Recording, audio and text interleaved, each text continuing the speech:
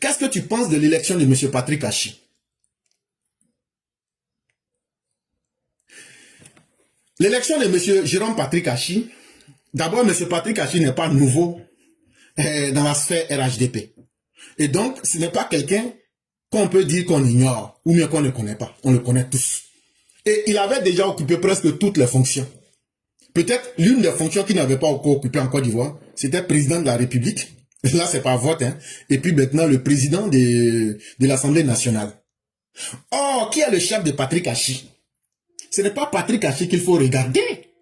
C'est celui qui a nommé Patrick Achi pour aller là-bas. Là. Le 15 janvier 2025, qu'est-ce que le président Ouattara a dit? Souvenez-vous, je vous ai dit, si on a été très fâché avec les candidats indépendants, là, je vous ai dit que le parti RHDP, là, il y a les objectifs que nous voulons atteindre sur place. On appelle cela les objectifs, on va appeler ça les objectifs de courte durée. Il y a les objectifs du moyen terme et il y a les objectifs sur la longue portée, la longue durée. C'est vrai que tous les militants et tous ceux qui sont ne comprennent pas ce que nous disons, mais le RHDP fonctionne d'une manière correcte. Le RHDP fonctionne par tactique et par stratégie, que ce soit sur le court, le moyen et le long terme. Ça veut dire le RHDP est un parti qui cerne, qui englobe tous les niveaux de la réalité pour être un parti efficace en termes de gestion. Nous ne gérons pas la Côte d'Ivoire en pensant seulement aujourd'hui. On gère la Côte d'Ivoire en pensant aux 5 années. Ça, c'est les objectifs les plus courts pour le RHDP. Maintenant, le moyen terme, là, vous allez voir, par exemple, le président Ouattara vous dit, nous avons déjà créé le plan de gestion à travers les PND, c'est-à-dire les programmes nationaux de développement. On peut faire ça sur chaque 10 ans, par exemple. Et vous allez voir, par exemple, dans notre stratégie globale, nous disons que le RHDP peut rester au pouvoir jusqu'en l'an 2050. Parce qu'on a déjà réfléchi sur ces questions-là. Par exemple, pour beaucoup parmi vous, il y a beaucoup de choses qui peuvent vous surprendre, mais nous autres, tout ce qui se passe là, les événements, moi, ça ne me surprend pas. Parce que moi, je connais l'objectif global du parti. Maintenant, ce qui peut changer quelquefois, c'est peut-être la tactique. C'est-à-dire, qu'est-ce qu'il faut, ou bien en fonction des événements, puisque ce n'est pas les hommes qui décident des événements. Donc, on fait quelques réglages. Donc, cela étant dit, ce n'est pas Patrick Achi qu'il faut regarder. Parce que ce n'est pas la première fois. C'est comment M. Ouattara a pu choisir, c'est le président Ouattara, comment il a pu choisir Patrick Achi. Chez nous, au pays, on dirait qu'il est sorti dans le dos. C'est pas grave, tout ça c'est encore dans l'ordre des émotions. Mais le plus important à retenir, c'est pour atteindre quel objectif Patrick Achi a été choisi. C'est ça la vraie question. Une fois que tu as compris cette question-là, cette question est plus importante que l'homme Patrick Achi et elle est plus importante que l'émotion que chacun de nous a. Un vrai artiste, ça veut dire chacun de nous là, faut prendre l'artiste que tu aimes. L'artiste que tu aimes là, qu'est-ce qui fait que tu l'aimes? C'est parce que chaque 6 mois ou même chaque année, c'est un artiste qui arrive à te donner des nouvelles sonorités. Il arrive à faire des nouvelles productions. Sinon, toi-même, l'artiste que tu aimes là, si tous les jours, il reproduit la même chose à l'infini, il fait le même son, il reproduit. Il dit comme l'année 2016 arrive là, bon, je reprends la même chanson, mais je chante. Est-ce que finalement, là, toi, ton artiste là, tu vas l'aimer? Est-ce qu'il fera source de créativité? Non. Et donc, celui qui a nommé Patrick Achi, là, si vous connaissez cette personne-là, ça veut dire c'est quelqu'un là, c'est une source intarissable en matière de créativité. Celui qui a nommé Patrick Achi, là, ça veut dire c'est un vrai stratège, c'est un vrai tacticien qui, à lui seul, il a la maîtrise des personnes comme des jeux d'échecs et il sait où mettre chacun là où il faut et au moment qu'il faut. Le père Martial a brossé quelque chose. Ça veut dire la personne même de M. Patrick Achi, si on veut l'analyser pour vous dire, c'est quelqu'un en l'état actuel là, il est à la bonne place qu'il lui faut. Parce que, je ne rentrerai pas dans beaucoup de détails, c'est un monsieur qui quand même, il n'est pas un homme parfait, mais qui souffre de peu, je dis bien de peu de scandales. Je m'arrête à cela et peut-être que les uns et les autres comprendraient de beaucoup de choses. Alassane Ouattara est à la fin de son régime, c'est-à-dire c'est la fin d'un monde politique. Et donc, pour sortir grand, il faut qu'il se choisisse des gens qui peuvent non seulement être efficaces à la place où ils seront mis, mais des gens qui ne pourront pas produire des scandales. Et j'espère qu'on se comprend. Et en plus de cela, comme je l'ai dit, même ta sauce préférée là, si même le meilleur cuisinier du monde vient préparer ça tous les jours pour toi, un jour ça va te dégoûter. Monsieur Adama Bitoro là, il n'y a aucun reproche qui lui est fait. Il n'y a aucun problème avec ni entre le RHDP, ni entre le président Ouattara. C'est seulement que un grand maître, un maître d'orchestre, en plus de produire de nouveaux sons, le maître d'orchestre a l'obligation de travailler sur chaque membre de sa chorale pour que ces membres qui sont dans la chorale là s'améliorent, mais qu'ils apprennent davantage pour continuer à captiver le public. Ce que j'appelle ici le public, c'est le peuple. Et c'est très important. C'est là qu'on arrive à mesurer combien de fois le président Ouattara est aiguisé en matière de stratégie politique. Et les choix qu'il fait là, si vous comprenez ça bien, ça veut dire que plus on est dans la créativité, mais on est surtout dans l'effort de diversifier pour ne pas toujours reproduire les mêmes choses, c'est tout. Sinon, ce n'est pas parce qu'il y a une guerre de succession, il y a ce que les journaux veulent dire, ou même ce que les gens interprètent. Mais le RHDP là, pourquoi s'il y a une guerre là, pourquoi ce sont les opposants qui sont inquiets de cette guerre, alors qu'ils devraient en être heureux?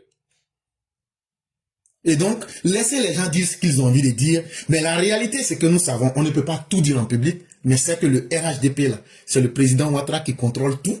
Il met chacun à la place qu'il faut, il met chacun là où il faut, pour continuer de produire de nouvelles productions, pour continuer de captiver le peuple, pour continuer aussi à ceux qu'il place là d'apprendre davantage. Je vous l'ai dit, Patrick Achi a été Premier ministre, il a été tout ce que vous voulez, il a été déjà ministre, mais il n'avait jamais été président de l'Assemblée nationale. Donc c'était une poche là où il devrait aller apprendre quelque chose.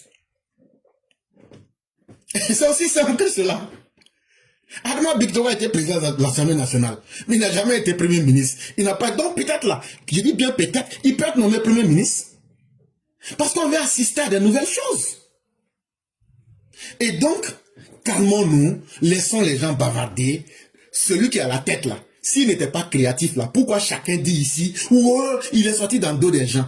Mais la créativité du président là, quelqu'un qui peut sortir dans ton dos là, ce n'est pas toi qui vas venir lui dire, toi tu n'es pas content du choix qu'il a fait mais qu'il n'a pas fait. Ça veut dire que lui, sa source de créativité là est intéressante. Et il est le maître du jeu. C'est ce qu'il faut d'abord retenir. Maintenant, de l'élection de M. Patrick Jérôme Achi, qu'est-ce que je retiens? Je vais aller rapidement dans les détails. Et les détails dont je vais parler, c'est surtout les détails sur cette élection. Tout le monde sait qu'il a été élu hier, on sait qu'il a gagné, ça, on ne rentre pas dans ça. Nous autres, nous observons les choses avec un autre œil. Normalement, il devrait être élu avec 255 députés. Normalement. Maintenant là, pourquoi il n'a pas été élu avec 255 députés? Est-ce que ça ne fait pas de lui un président de l'Assemblée nationale un peu bancal? Non. Et je vous explique tranquillement. Souvenez-vous, quand les élections se sont terminées et que la CEI a donné les résultats provisoires, là, on dit bien provisoires, qui a validé les résultats? C'est le Conseil constitutionnel. Quand le Conseil constitutionnel a fini de valider là, qu'est-ce que le Conseil constitutionnel a dit? Que il y a deux zones, la zone de Tumodi et puis la zone de Massala là, que les élections là-bas là, il y a problème dedans. Donc on va reprendre. Donc, compte tenu du fait qu'il y a deux zones à reprendre et que le résultat qui va sortir, quels que soient ceux qui vont gagner là, sur 255 députés, c'est pas deux députés non présents qui vont influencer la décision. Donc, ça ne fait pas de cette élection une élection qui n'a pas tout son sens. Ça, d'abord, il faut le retenir, c'est important. Donc, en réalité, c'est 255 députés qui ont voté hier, M. Patrick Achi. Et parmi les 253 qui ont voté, M. Patrick Achi, il a obtenu 215 voix. Ce qui représente 84,98%. Et le PDCI a eu 36 voix. Ce qui représente 14,23%. Le candidat du PDCI, là, il s'appelait Yao Lazare. Donc, si le PDCI s'est présenté contre nous là. Écoutez très bien. Les mêmes consignes que le président Ouattara a données à ses députés, qu'il ne veut pas entendre qu'il y a une voix discordante là. Ici, qu'est-ce que ça veut dire? Ça veut dire que le président Ouattara est un chef qui a de l'influence sur ce parti et ses cadres. On vous parle de 253 députés qui ont voté, il y a 215 qui ont voté. Or, vous savez très bien que le RHDP a 197 députés. Ça veut dire quoi ici? Ça veut dire que on a eu un homme qui allait au-delà. Ça veut dire qu'il y a plus de 18 députés qui ont voté pour le RHDP. Mais comment cela se peut? Pourquoi c'est possible? C'est possible parce que d'abord, ce que le chef a dit, la troupe a respecté. Et ceux qui sont dans la gestion d'entreprise savent très bien que un chef, pour mesurer sa capacité là, c'est quand tu donnes des ordres, tu regardes qui va appliquer, qui ne va pas appliquer. Toi-même, tu vas comprendre si tu as de l'influence ou pas. Si ce que tu dis là, ça a de la force ou pas, là, tu vas mesurer. Et qu'est-ce qu'on a remarqué? C'est que le président Ouattara est un chef qui a de l'influence dans ce qu'il dit. Quand il dit quelque chose, c'est respecté. Ça veut dire quoi? Ça veut dire que son leadership ne souffre d'aucun doute. Or, c'est ce doute-là que les candidats indépendants voulaient installer dans le RHDP. Pour dire, comme maintenant là, tu as dit que ouais, tu n'aimes pas les candidats indépendants, mais regarde, nous là, on est parti là. Aujourd'hui, nous, on a beaucoup de députés, tu es obligé maintenant de faire avec nous. Donc là, regarde aujourd'hui, que tu veuilles ou pas, tu es obligé de nous prendre. Souvenez-vous, le 15 janvier 2026, 2 jours avant, le 17 janvier 2020, qu'est-ce que le président Ouattara dit? Il dit, allez voter. Il faut que tous les députés RHDP votent. Tous les 197 députés doivent voter. En plus de cela, je n'ai pas besoin de la voix d'un candidat indépendant. Et donc, les 197 députés RHDP ont voté. Ça veut dire que la voix et l'aura du chef ne souffre d'aucun doute. Quand tu es surtout un chef de guerre, pour ceux qui lisent l'art de la guerre, quand tu donnes des ordres à des troupes, et puis c'est pas respecté là, toi-même tu doutes de toi-même. Et c'est ça qui conduit aux plus grosses erreurs dans la gestion des nations ou des entreprises. Ceux qui sont musulmans, je vais vous prendre un exemple.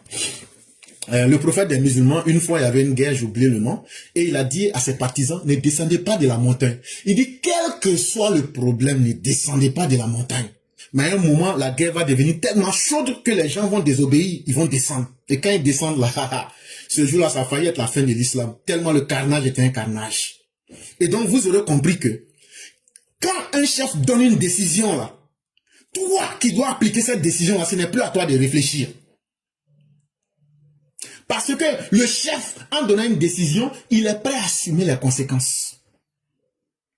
Et le président Ouattara, en tant qu'un bon chef, l'ordre qu'il a donné là, ça a été non seulement respecté, mais la troupe est allée avec lui jusqu'aux conséquences.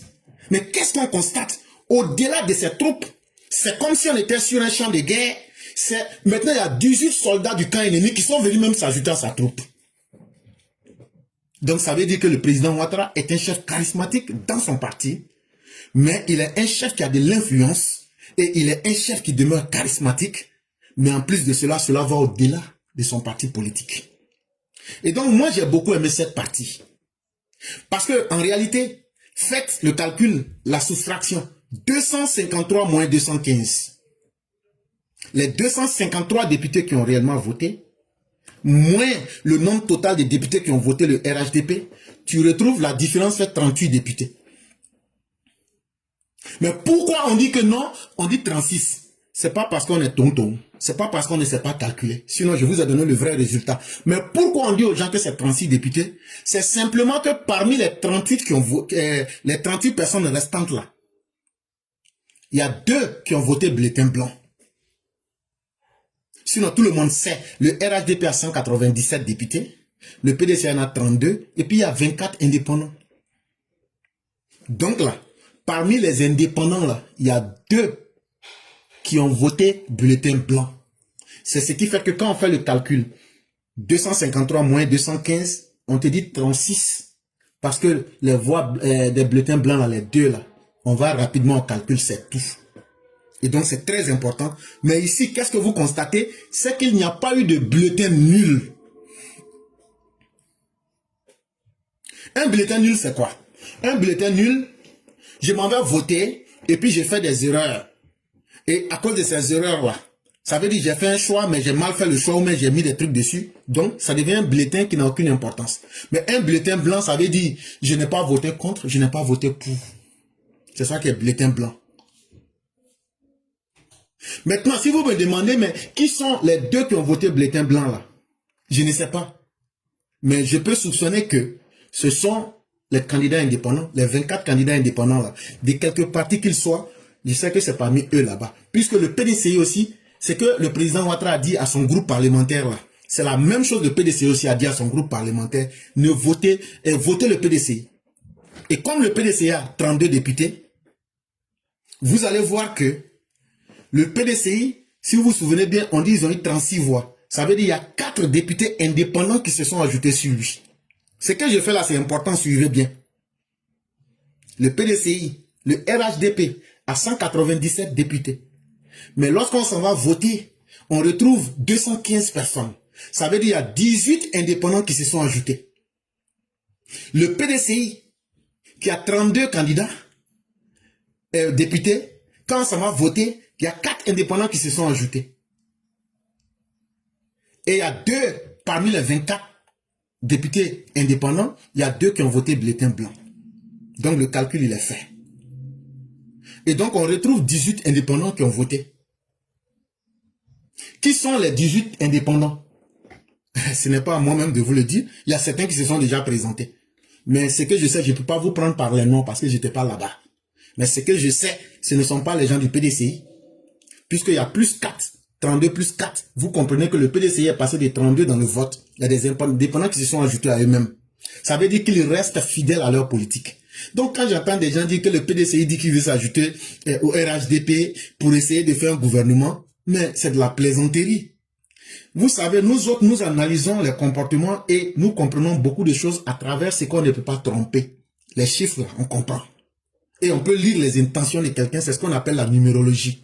Donc on comprend, le PDCI, là, leur intention ne change pas.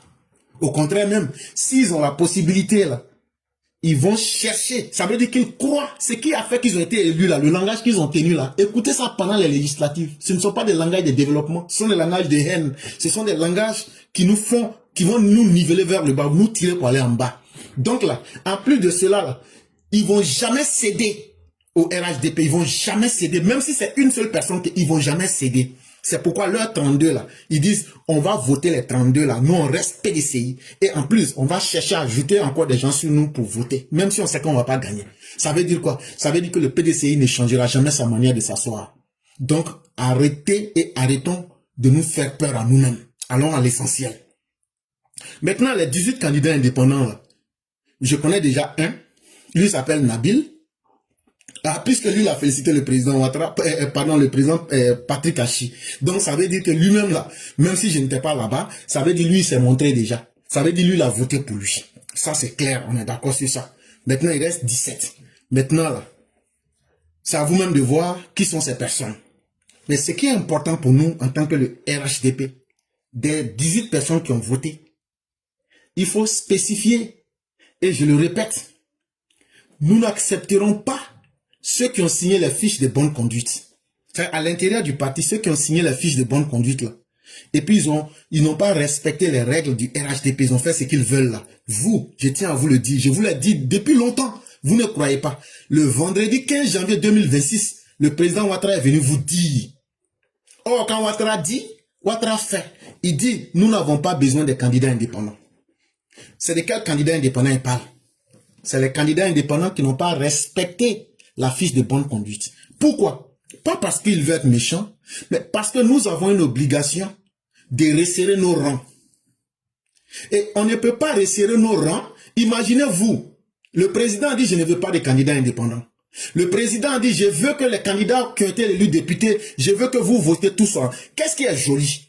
Quand le chef donne des ordres et puis tout le monde applique, ou bien quand le chef donne un ordre et puis chacun sabote là, qu'est-ce qui est joli entre les deux? Le chef dit, je ne veux pas de candidats indépendants. Il y a des gens qui disent, c'est là même, on va te montrer que c'est là non les garçons. Ils sont les candidats indépendants. Après le vote, le président obtient 197 députés. Il dit, je veux que vous, les 197 là, vous votez. Eux, ils ont voté. Ils ont respecté la parole du président. Bon, entre de telles personnes et ceux qui ont été des candidats indépendants là, qui respectent le chef, est-ce qu'un parti ou un groupe humain peut exister si nous-mêmes là, nous ne renforçons pas les capacités du chef? Donc, comme ils n'ont pas voulu respecter, et en plus de cela, eux-mêmes, ils se sont comportés comme babos. Ça veut dire leur propre signature là, eux ne respectent pas. Et puis en plus de cela, eux voient d'abord leur intérêt avant l'intérêt du groupe, du parti et du pays. Donc on va les laisser avec leurs problèmes. Eux là, ils ne seront pas intégrés. Mais je le dis parce que moi là, j'aime dire des choses, ça peut vous blesser. Mais pourtant, après là, quand ça se passe comme ça, vous vous asseyez, vous dites pourquoi il a dit ça. Je ne suis pas un diable, je ne suis pas un divin. Les 18 candidats indépendants là, en tout cas moi je sais qu'il y avait 15, je connaissais pour 15, qui étaient déjà en train de demander pardon en clando. Et souvent ils ne sont même pas RHDP. Ceux-là on va les intégrer. Ceux-là on va les intégrer. Et ça va être une leçon. Mais le RHDP là, il faut que le président Ouattara renforce ce parti. Il faut que le RHDP soit fort. Il faut que quand des règles sont mises sur la table, ça soit respecté. C'est une question de principe et non de méchanceté ou même d'émotion. Et donc, sinon même nos frères qui sont indépendants, on n'est pas contre eux, hein, et on n'a pas d'animosité contre eux. Mais on va montrer que le RHDP, le nouveau RHDP qui va naître là, c'est d'abord l'intérêt collectif, l'intérêt du groupe RHDP et l'intérêt du pays qui est mis avant les intérêts individuels.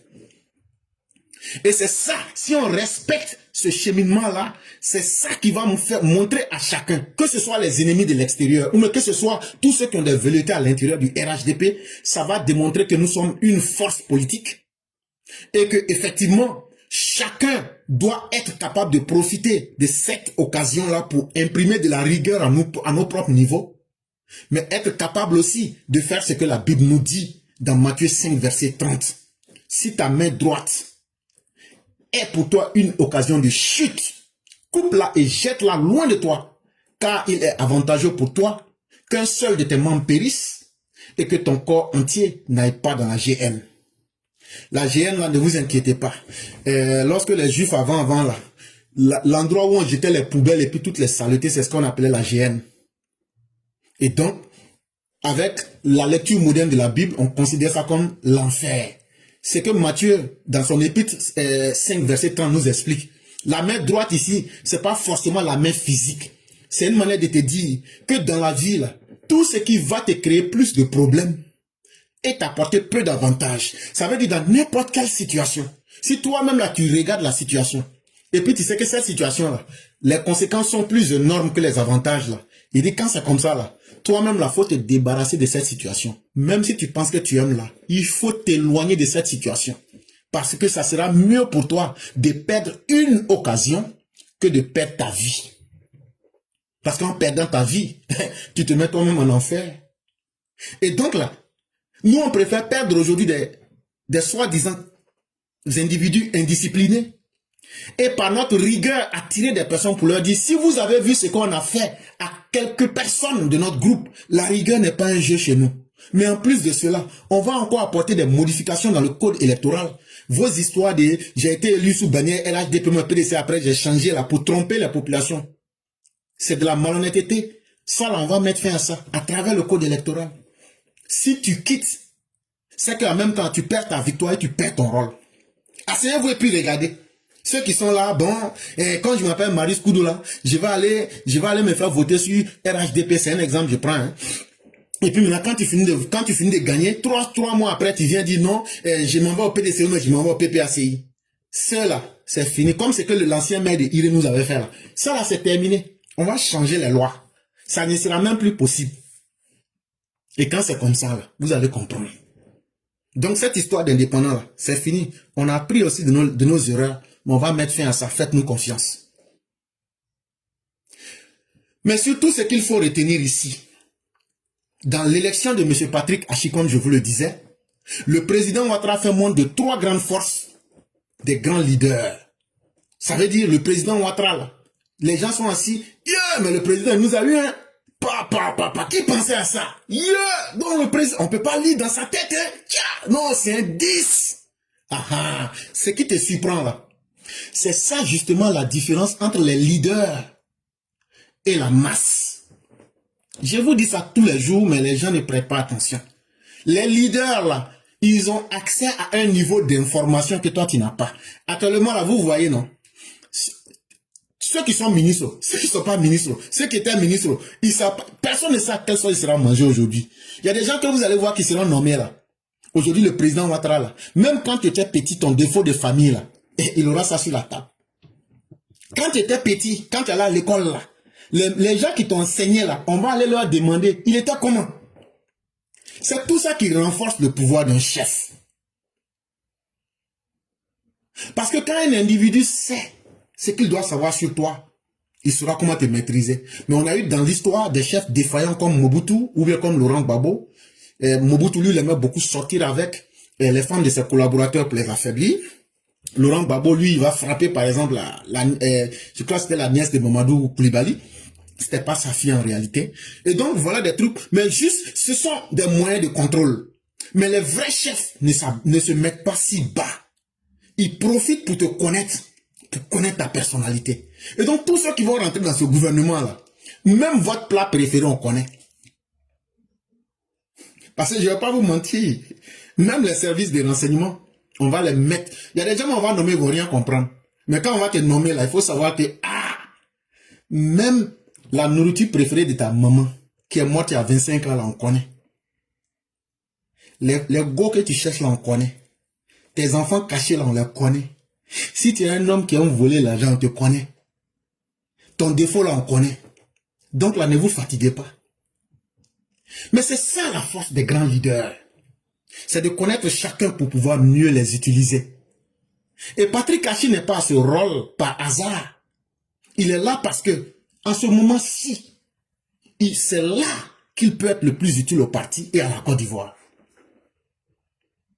Et donc là, les grands leaders de ce monde-là, dans ces jours-ci, vous avez vu 3 grandes forces de M. Ouattara en tant que président et en tant que leader. Ce n'est pas par erreur qu'il s'est retrouvé à la tête du FMI en tant que directeur adjoint. C'est des hommes qu'il a dirigés, c'est des pays qu'il a dirigés. Ici, si je me base sur le livre de Robert Greene et les 48 lois du pouvoir, ce que le président est en train de nous montrer dans les 2 jours là, c'est la loi du 3-6-17. De la manière, c'était un ballon. C'est comme ça, c'était un politique. C'est pourquoi moi, j'ai dit ballon, tout. Moi, ma seule passion, c'est la politique. Oh. Ma seule passion. Oh, l'homme là, tu ne dois pas avoir 2 passions. Parce qu'à travers la politique, on change les vies. Et à travers la politique, on apprend à connaître les humains et les sociétés humaines. Et moi, j'aime ça plus. Parce que ballon là, à part les joueurs là, non, on gagne quoi dedans? Or, la politique là, quand tu la comprends, tu peux changer ta vie et changer la vie des autres. Par exemple, ce qu'on est en train de faire, vous comprenez beaucoup de choses. Ça veut dire vous-même, vos vies changent à travers ce que vous apprenez.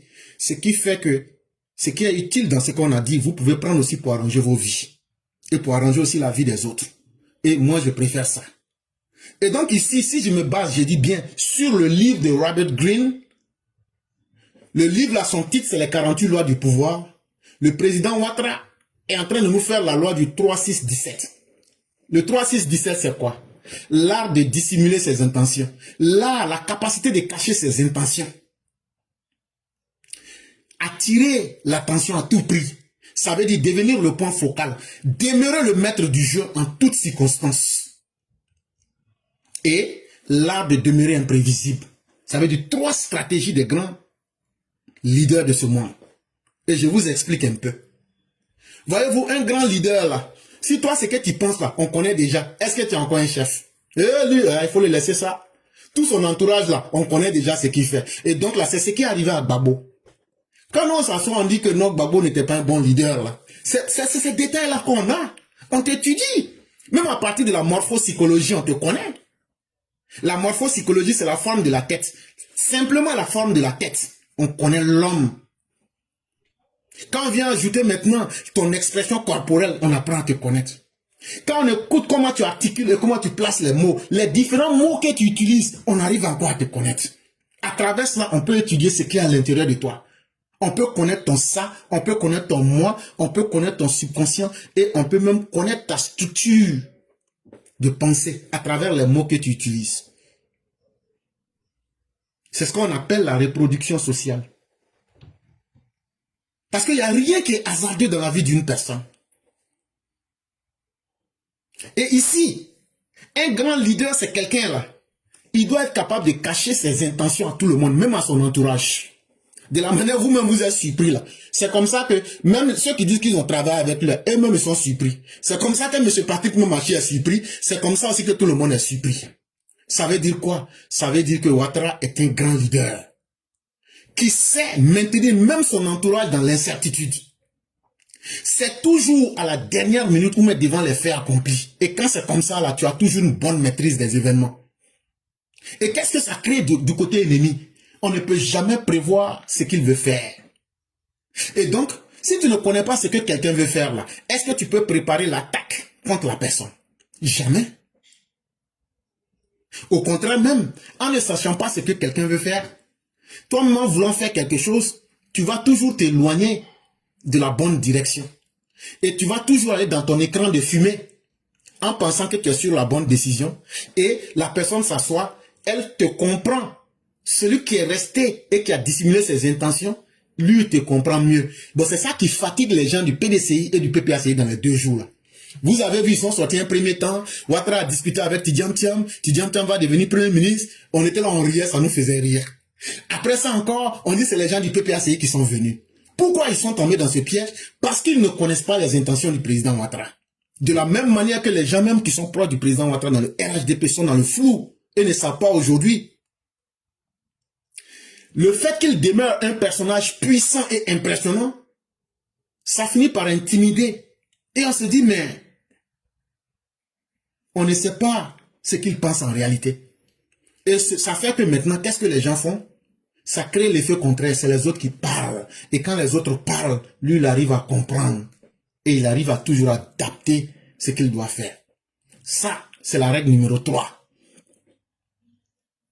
Mais à travers ça, qu'est-ce que vous comprenez? Il dit, je suis la vraie force. Je suis celui qui décide des destins des uns et des autres. Je suis le point central. Je suis le point focal. Je suis le maître du jeu. Aujourd'hui, il allait demander, tous ceux qui étaient ministres allaient demander. J'ai même vu des ministres dire, vraiment, nous aujourd'hui même, nous on est confus, mais vous-même qui êtes nos collaborateurs, vous êtes encore plus confus que nous. L'opposition aussi est confuse. Éclaireur est confus.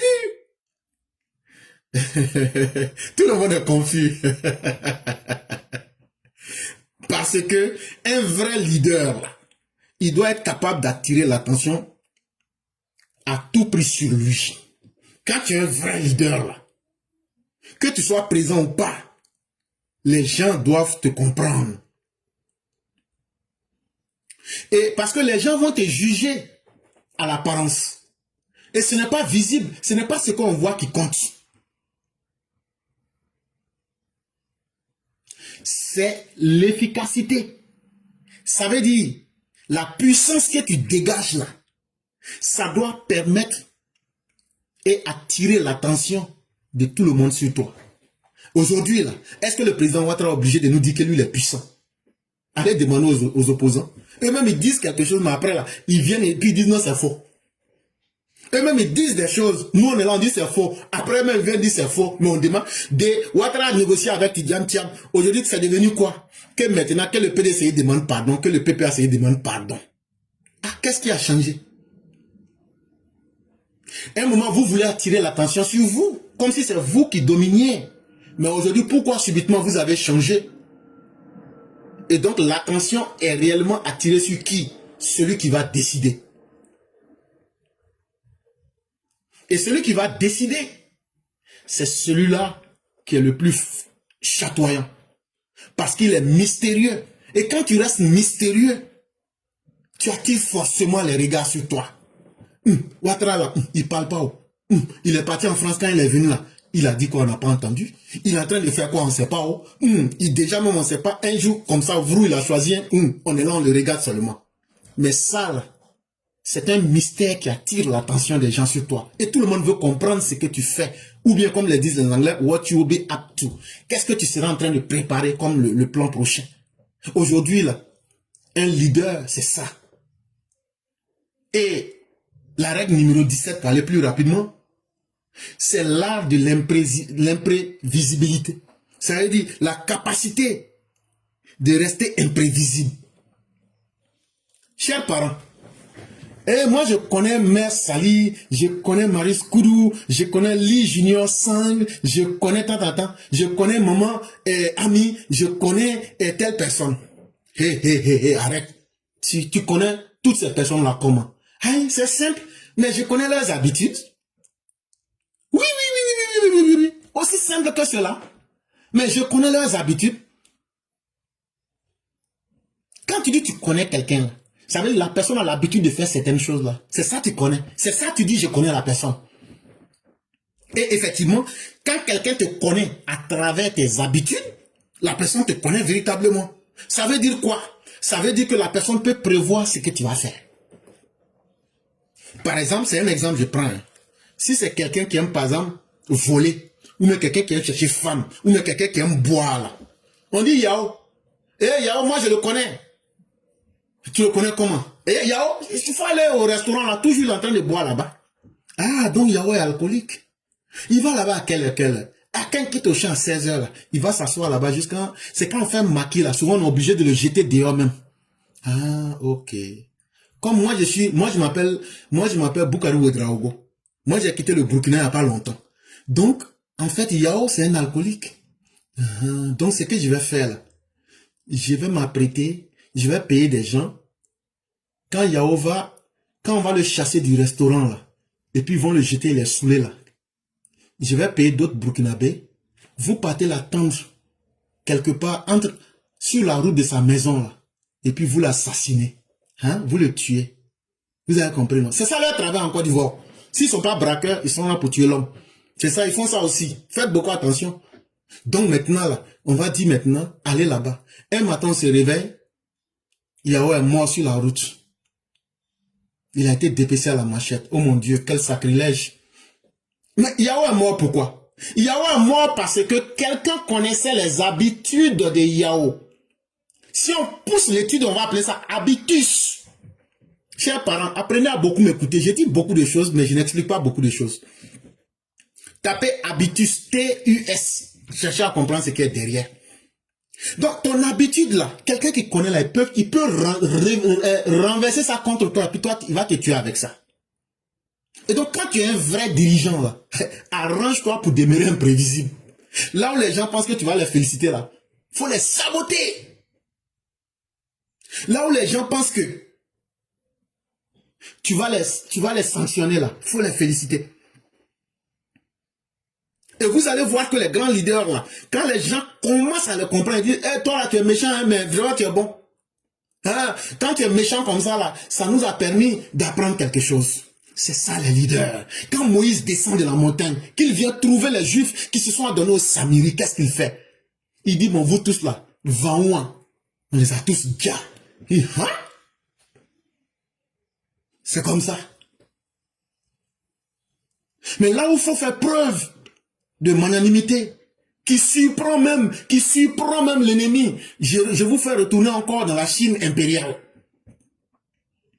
La Chine que vous voyez là avant, là, c'était plusieurs petits royaumes, c'est palabre au palabre. Afrique même n'a rien fait dedans. Les gens sont en train de mentir sur vous, que c'est vous qui aimez guerre. Sur tout le monde, là, tout le monde faisait guerre avant. C'est nous les derniers, voilà pourquoi les gens parlent de pour nous aujourd'hui. Regarde un peu. Cher grand-maître, je vous ai compris. La Chine d'avant, là, les gens faisaient village par village, village par village. C'est un exemple que je vous donne rapidement. Il y avait un chef qu'on appelait Maître Wo. Il avait un de ses ennemis, là, lui, il était puissant aussi. Ils ont fait... Donc, pour pouvoir mettre la Chine que vous voyez ensemble, là, c'est ces petits royaumes et ces petites dynasties-là qu'il fallait combattre. Elles se sont combattues jusqu'à...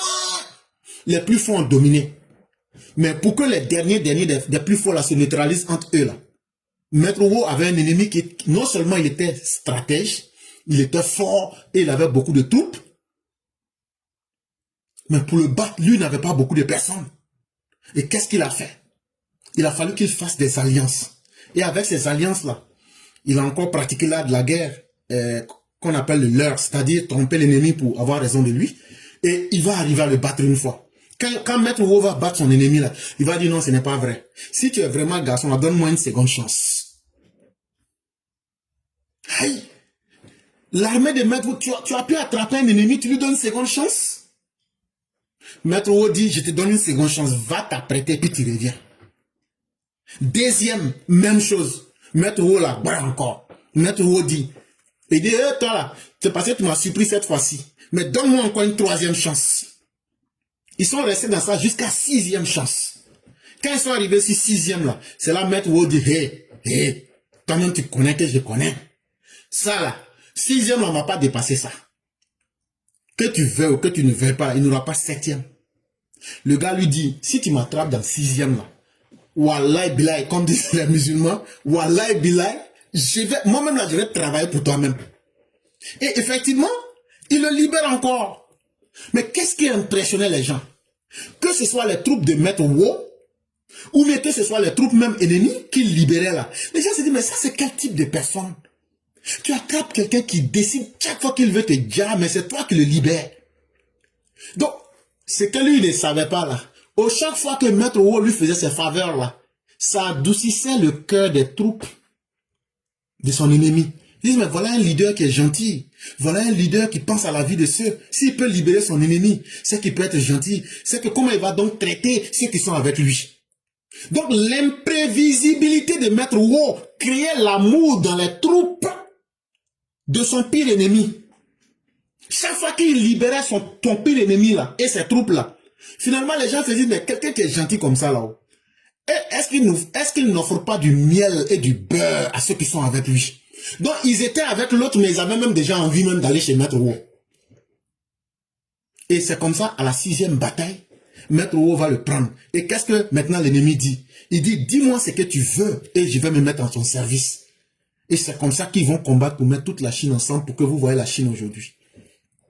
Donc un grand leader doit maintenir et demeurer dans l'imprévisibilité. C'est très important. Parce que si les gens arrivent à te canaliser et à te connaître dans tes habitudes, tu n'es plus rien. Mais quand tu sais surprendre les gens, quand vous savez déstabiliser les gens, renverser les situations, c'est ce qu'on appelle l'art de devenir imprévisible. Et cette connaissance-là n'est pas basée sur la raison, mais elle est basée sur le résultat que ça crée chez l'autre. Tu arrives à déstabiliser les gens et les gens ne prennent pas le temps de faire ton étude pour comprendre et planifier des stratégies. Et comme ça, là, même on se dit, celui-là, on ne sait pas comment il va réagir, donc il faut aller doucement avec la personne. Ça fait que ça paralyse même tes ennemis avant même qu'ils ne rentrent en action. Voilà un peu ce que j'aurais pu dire sur l'affaire Patrick.